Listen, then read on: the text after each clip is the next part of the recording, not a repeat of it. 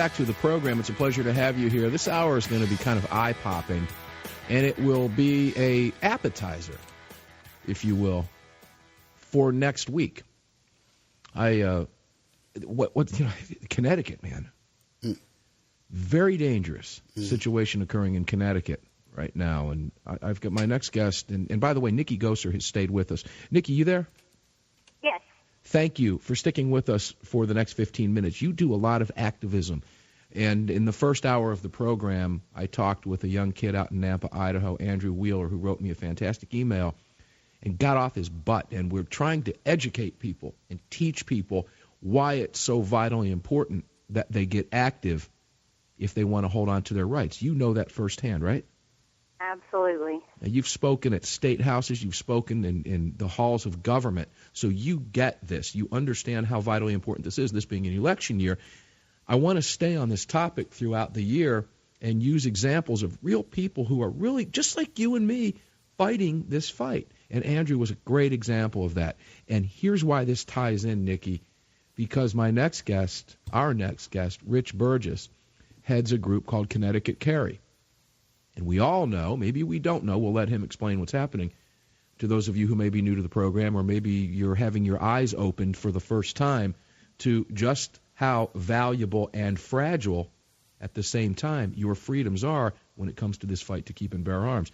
Rich Burgess from Connecticut Carry, welcome to the program. People need to hear, Rich, why it's so vital that they get involved, lest what happens to you happen to them. Tell us what happened in Connecticut. Well, thank you for having me on, Mark. Sure. We have a lot of stuff happening in Connecticut. I mean, one of the major things that we have happening right now is obviously our gun ban, magazine ban has taken effect as of January 1st. And there's a lot of talk in the media right now about different reactions that the state will have towards that gun ban. There were people who did comply, there were people who did not comply, and there were people who complied late.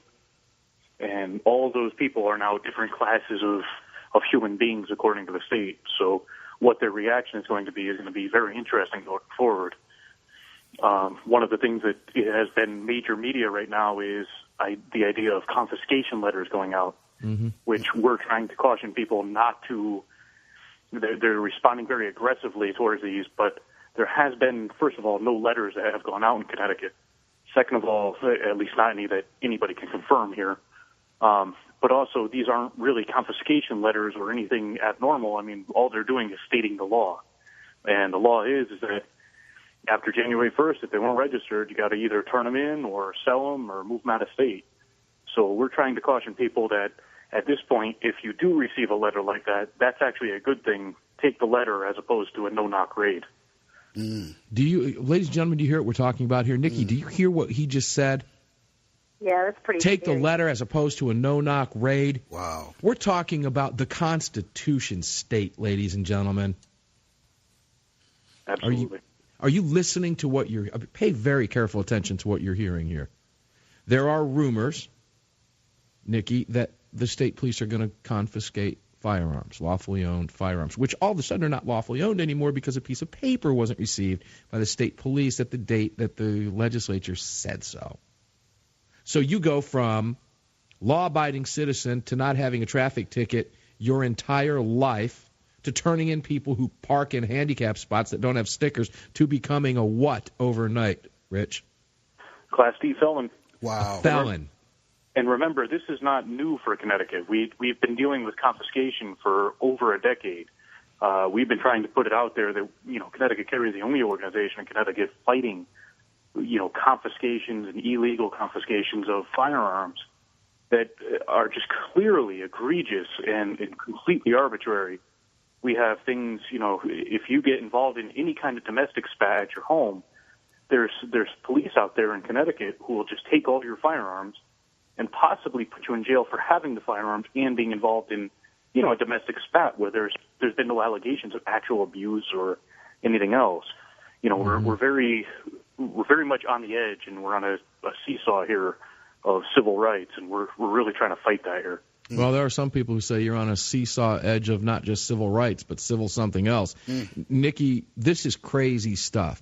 From somebody who has spoken to state legislatures, When you saw what happened in Connecticut, when they decided overnight to enact this draconian, unconstitutional gun grab, what went through your mind?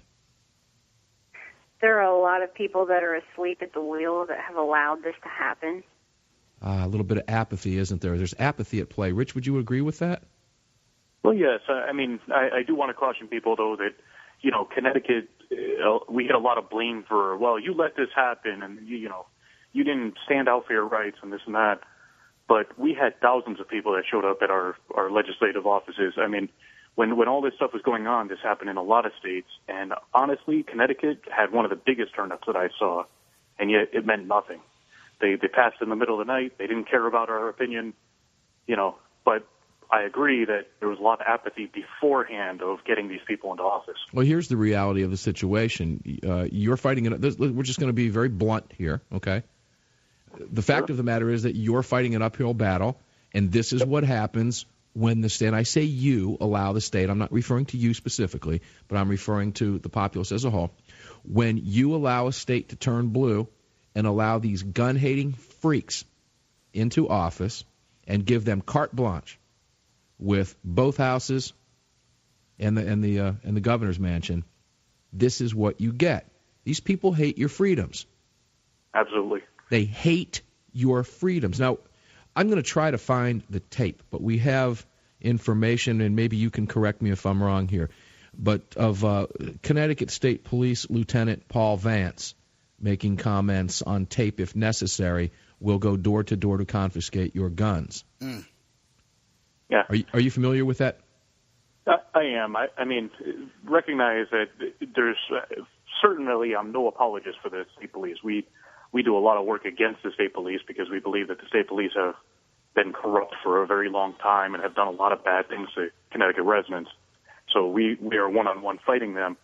But again, I want to caution people that as of yet, they haven't done a single thing, and we're actually calling them out on that because of the fact that we believe they're scared.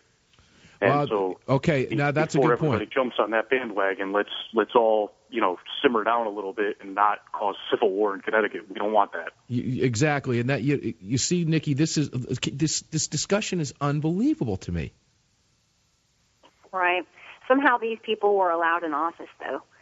I mean, I'm sure there are a lot of good people out there, people that truly believe in our Second Amendment, just like myself, just like you, that have fought the good fight. Sure. But there's not enough of them. There you go. Thank you. There's more of them right now, Rich, than there are of you. That's the unfortunate mathematical equation in Connecticut right now. However, when it comes to trampling on your constitutional freedoms, I think some of those people may say, you know what? I made a mistake. Rich, you're going to stick with us. Nikki, I know you have to go. Thank you for sticking around with us. Thank you for everything you do. DeniedAchance.com, ladies and gentlemen. Buy Nikki's book and watch her on Investigation Discovery. I'm Mark Walters, back with Rich Burgess from Connecticut Carry. We'll continue the discussion right after this.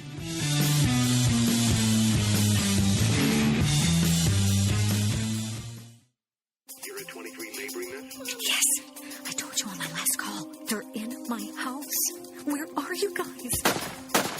Even in a clear-cut case of self-defense, a single bullet could cost you more than you think. As a responsible American, you shouldn't have to fear unjust prosecution for using your gun in self-defense. That's why the USCCA Self-Defense Shield is here for you. The most comprehensive insurance-backed protection to help you take control and eliminate the threat of legal and financial ruin when you're forced to defend your loved ones. As a USCCA member, your Self-Defense Shield coverage will give you up to $600,000 to help you get the expert defense you deserve. This member benefit is backed by an A-rated insurance company. Your membership also includes a subscription to Concealed Carry magazine, all for as little as $12 per month. Your membership is 100% risk-free thanks to our bulletproof 365-day money-back guarantee. Visit carry123.com to learn more and get a free 24-page Concealed Carry guide. Visit carry123.com and take control today. That's carry123.com.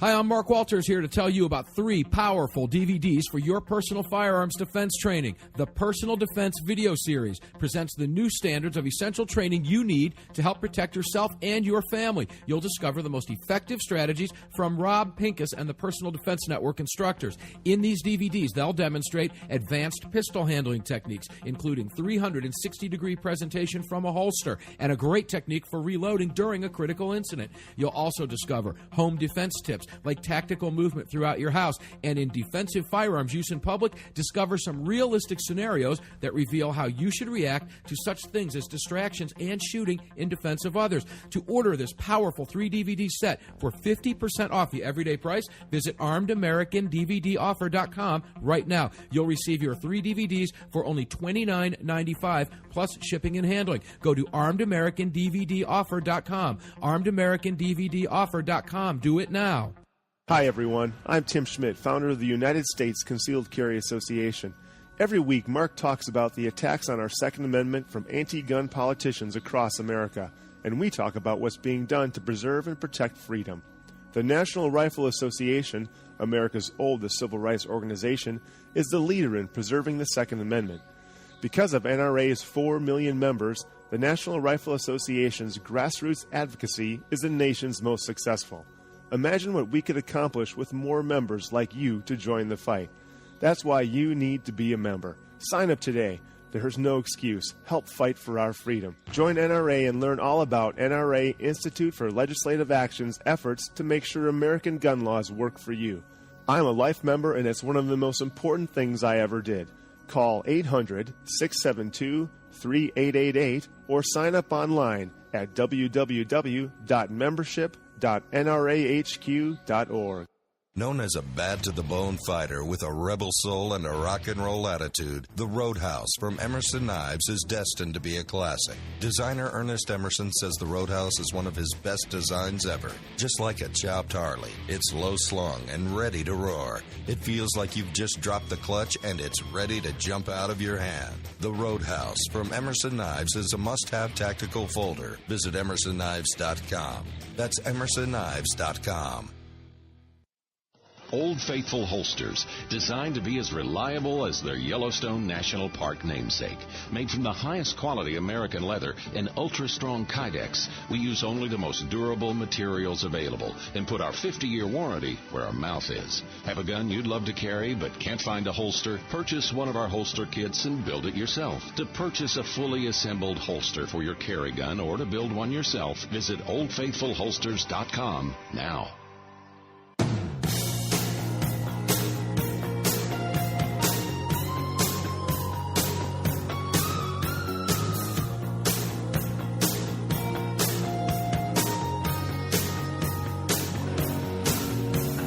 This segment of Armed American Radio is being brought to you by the Gun Owners of America, America's no-compromise gun lobby. Become a member today. Visit gunowners.org. Join them, folks. I did. Welcome back. Gun Owners of America, great organization, no compromise, by Larry Pratt.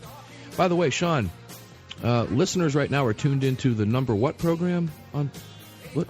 We are number one on TalkStream Live. Yes, sir. All right, excellent. Number one. We are actually ahead of Rush Limbaugh. Yeah, back in the rest of them are trailing us right now. That's a beautiful thing, and thank you for that. The conversation we're getting into right now is very provocative. It's eye-opening. Yes. And it should scare you to death, regardless of where you live, but particularly if you live in a place like New York, or Maryland, or Colorado, Illinois. Because this is what they want for you. This is what they did for you in New York. And this is what the gun haters want for you across the country. Remember this. Their goals, at least their stated goals, cannot be accomplished without taking your guns away. Period. They just won't come out and tell you that. I'll tell you that. But their ultimate goals can never be accomplished unless you turn in your firearms.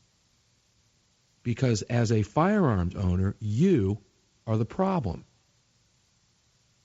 even though you turn in people who park in handicap spots without stickers and have never had a ticket in your life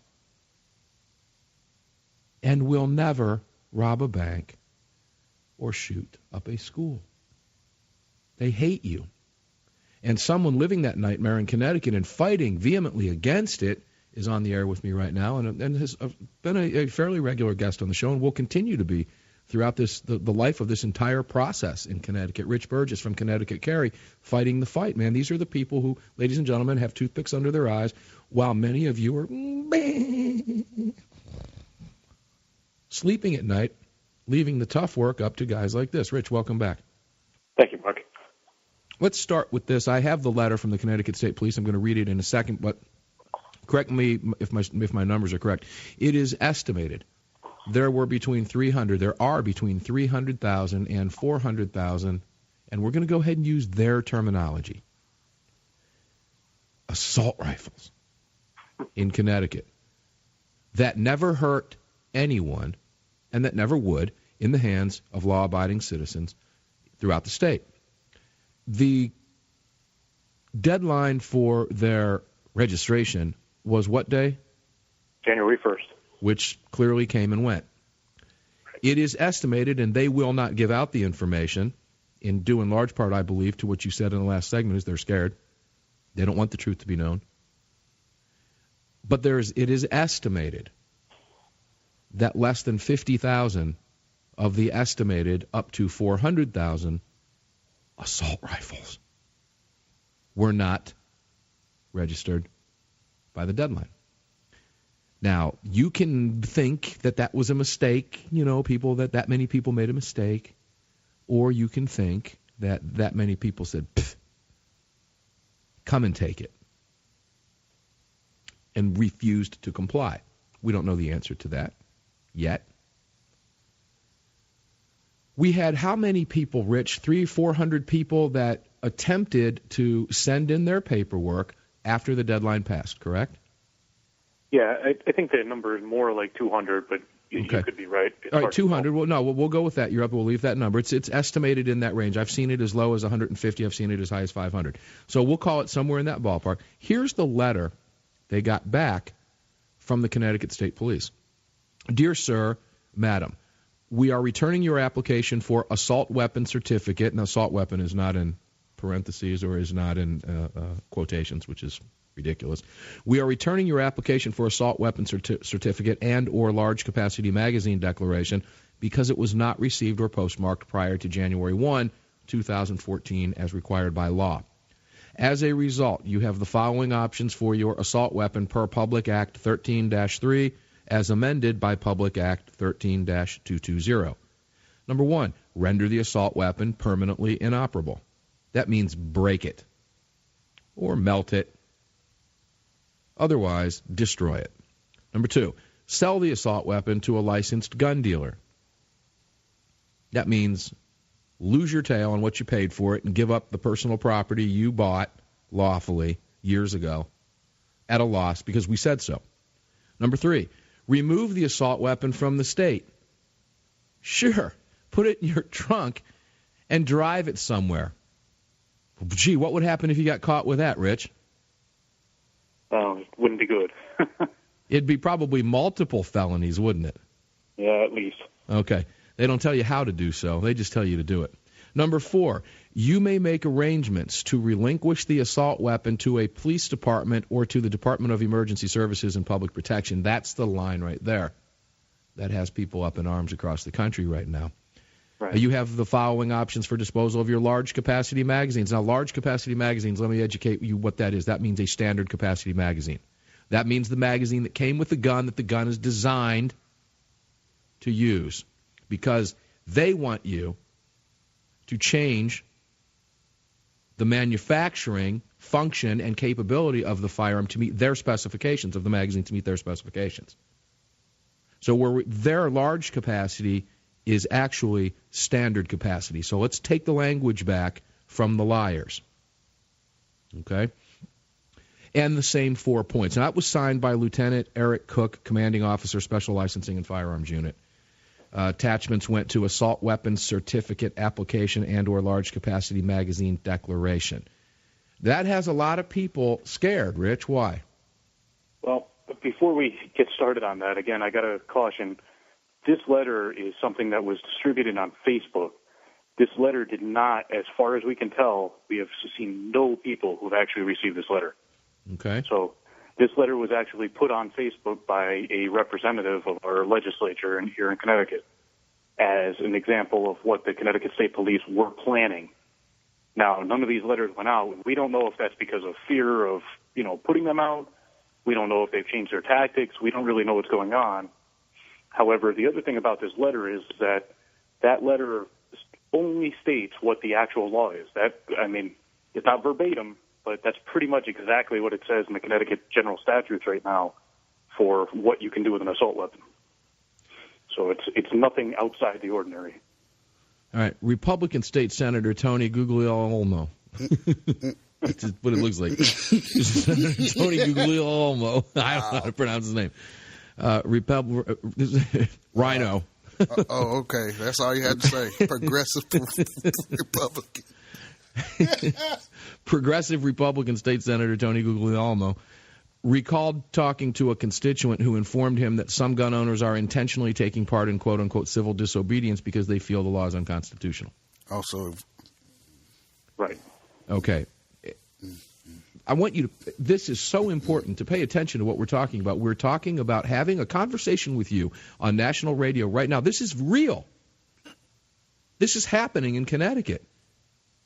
There is civil disobedience right now going on, more than likely, Rich, as you well know, by the many, many thousands who have said, no, I am not going to comply with their law that makes me a felon overnight. I'm not going to comply with this.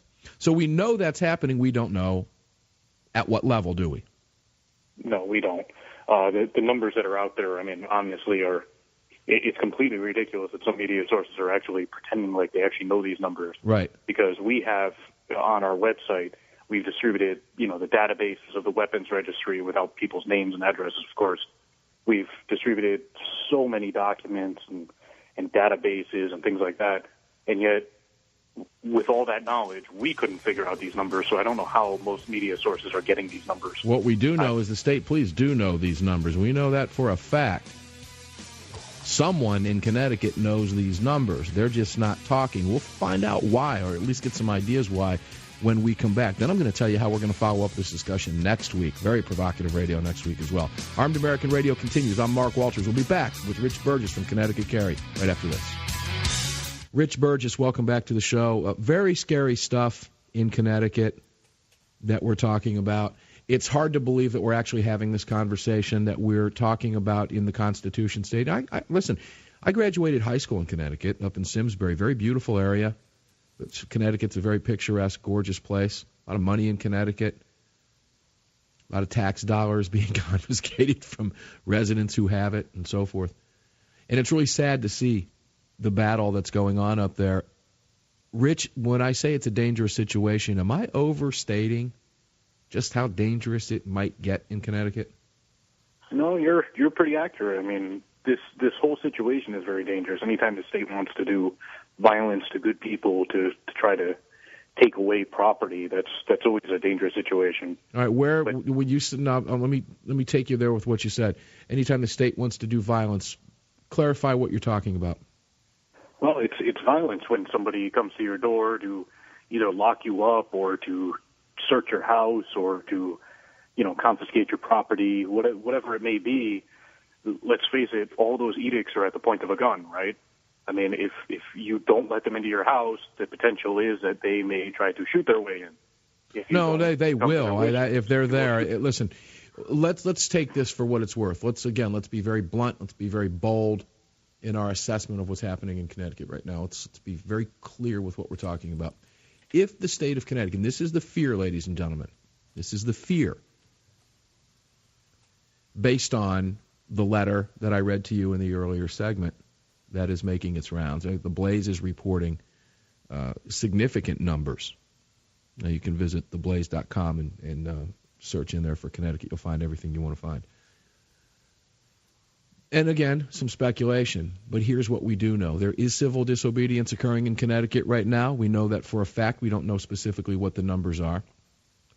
But I can guarantee you this, Rich, and I'm sure you'll agree with me here. We saw it in Boston, all right, when they weren't trying to take away anybody's assault rifle that they hate so much, that they've now made illegal and have turned you into a felon for owning. Hear what I'm telling you.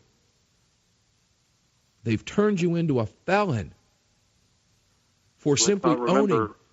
Let's not forget the Connecticut Patriots marched up there. Let's not forget Powder House Day here in New Haven. Absolutely. These people turned you into a felon, ladies and gentlemen, for simply owning property lawfully that you've owned for years. Now you're a felon for owning that very same property. You didn't modify it to make it fully automatic and make it evil. It's the same gun you've had for years. What was it, since 1994, Rich? In 1994, we had an assault weapons ban as well. I mean, this stuff is nothing new to us here, but, obviously it's ramping up. Well, the stakes are much, much higher right now, much, much higher right now than they've ever been before. Where I'm going with this, ladies and gentlemen, is that we know that there's civil disobedience occurring in Connecticut right now. We don't know to what degree. We know it's happening right now. There is a threat out there, and a perceived threat, that authorities and the legislature and the governor will at some point do something about it. The Hartford Courant has come out and asked and demanded the state police begin enforcing their unconstitutional gun grab law, their registration scheme. The Hartford Courant, the state's largest newspaper, has come out in support of the Connecticut State Police enforcing that. Now, how do you enforce that? What the Hartford Courant is actually doing is recommending to the state police and to the governor that these people go house to house and start taking those firearms from the people using the registration list that they created. You don't think registration leads to confiscation? I could get real... Rich, I'm going to go to you because I got to take a breath. Well, I think we're going to be shocking a bunch of people tomorrow. We actually have a press release we're going to be issuing where we are actually going to be calling for them to enforce the laws. However, with the caveat of if you don't enforce the laws, you need to repeal them. We're going to be making quite clear in our new program that if they can't enforce these laws, which we know they can't, and we know they don't have the stomach to do so, that the only option is to repeal them. All right, the only way, and this is where let's go here. You mentioned it. Let's go here. We can't shy away from this, and I'm going to be talking about this in depth next week with Mike Vanderbo.